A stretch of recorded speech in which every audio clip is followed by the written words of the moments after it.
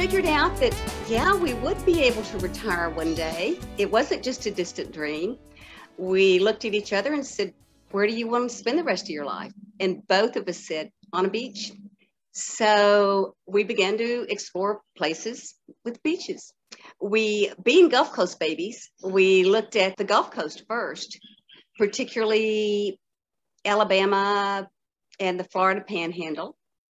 Well, at that point, between the cost of the property there and the cost of the flood insurance and the fact that we had a friend whose house was destroyed a month after they moved in by a hurricane, and another friend that got whacked by hurricanes twice in 1 month, we said, no, don't think so. I've been in a house lockdown during hurricanes on the coast, and I don't want to do that anymore.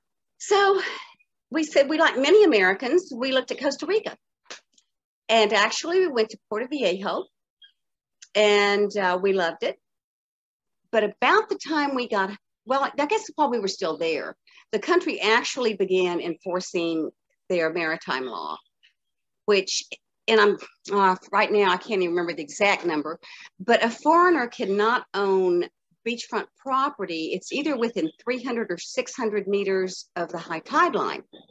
And we actually saw a beautiful house on the beach that was completely surrounded with a chain link fence and yellow caution tape and occupied by the National Police. And the owners had been evicted. So that kind of impresses you. And plus the fact, if you did build behind this line for the Maritimo law, someone could come in, a Costa Rican, and build a restaurant or a bar in your front yard. So we said, maybe not.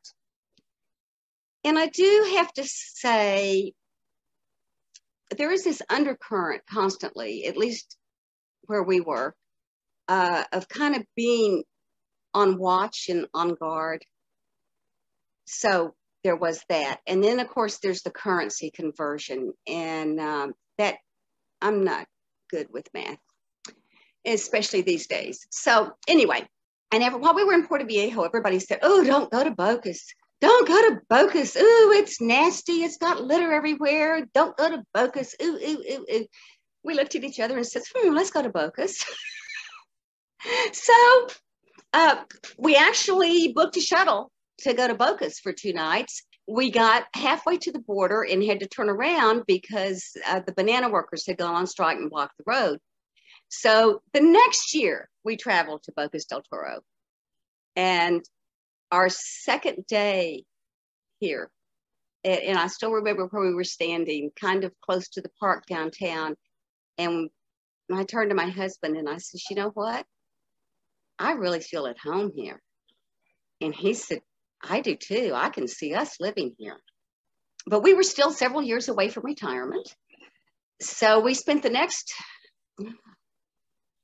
6 or 7 years during vacations. We would travel to different parts of Panama and explore different parts just to be sure.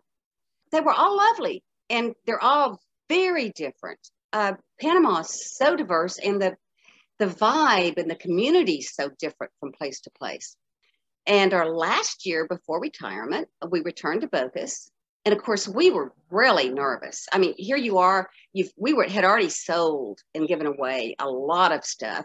We were getting ready to sell our house, our cars, and the last of the possessions we had. And you're very nervous. And of course, all my coworkers, all my friends and family thought we had lost our minds, really.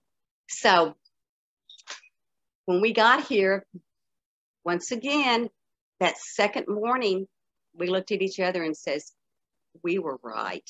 This is it. A few months later, here we were. It's been almost 5 years, and we still have a moment almost every day where we pinch ourselves. Best decision.